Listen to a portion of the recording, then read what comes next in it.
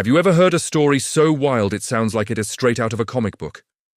Well, buckle up, because today we're diving into one of the strangest, most unbelievable secret weapons programs in history, Project X-Ray.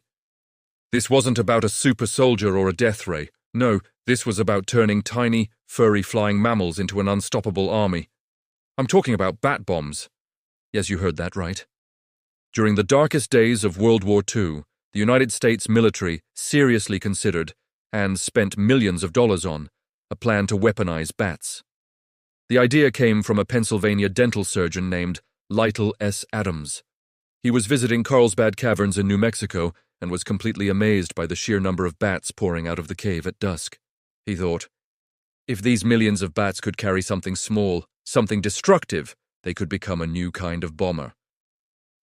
So, how was this supposed to work? The plan was surprisingly detailed.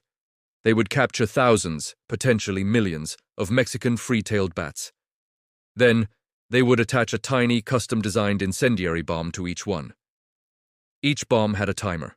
The bats, chilled into hibernation for transport, would be packed into special bomb-like canisters. These canisters would be dropped from a high-altitude bomber over an enemy city, say, in Japan. As the canister fell, a parachute would deploy, and at 1,000 feet, it would break open, releasing the bats. Now, this is where it gets ingenious, or insane, depending on how you look at it.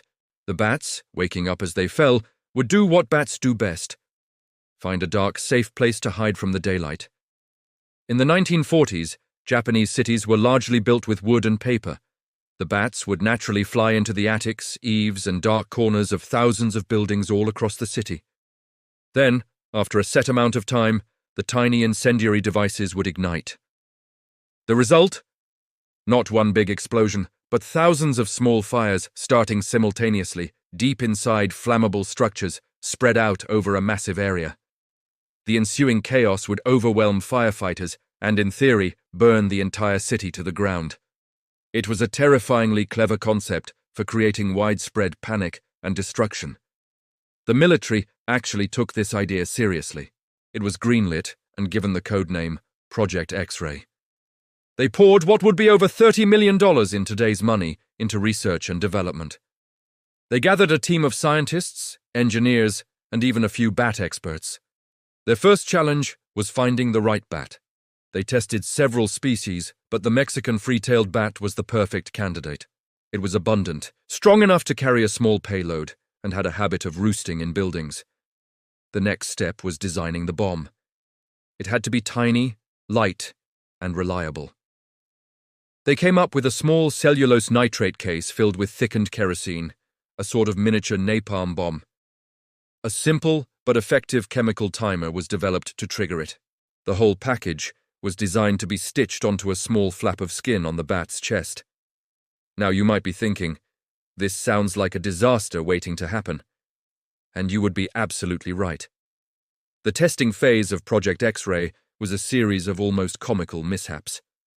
During one of the first major tests at Carlsbad Army Airfield in New Mexico, things went spectacularly wrong. A number of the bats, now armed with their tiny incendiary devices, were accidentally released. They didn't fly off to some mock Japanese village built for the test. Instead, they did what any sensible bat would do and flew to the nearest, most convenient roosts they could find, which happened to be the brand new hangars and a general's car at the Army Air Base. A short while later, the timers went off. The base was set on fire. The project that was supposed to burn down enemy cities ended up burning down its own facilities first. It was a massive, embarrassing failure. Despite this fiery setback, the project continued. They moved the operation to a new location and kept refining the process. They even managed a successful simulation where they proved the concept could work, with the test village being thoroughly incinerated. The proponents of Project X-Ray were convinced they were onto something revolutionary. They believed this unconventional weapon could end the war. So why have most of us never heard of an army of bat bombers? Why didn't this become a standard weapon of war? Well, while the bat bomb team was busy trying not to set themselves on fire, another, much more secret and powerful project was nearing completion. This was the Manhattan Project. By mid-1945, the atomic bomb was ready. When presented with the two options, a somewhat unpredictable, bat-based firebombing strategy and a single weapon capable of wiping out an entire city in an instant, the choice for military leaders was clear. The atomic bomb was faster, more decisive, and frankly, a lot more reliable than a swarm of flying mammals with explosives strapped to them.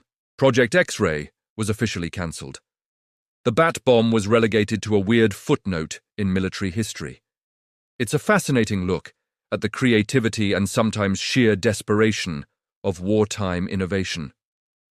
A reminder that for every world-changing invention, there are dozens of bizarre, forgotten ideas that were just too strange or too flammable to succeed.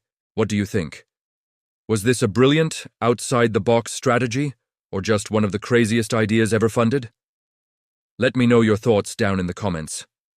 Thanks for watching, and if you enjoyed this strange tale from the archives of history, be sure to like this video and subscribe for more incredible stories you were never taught in school. See you next time.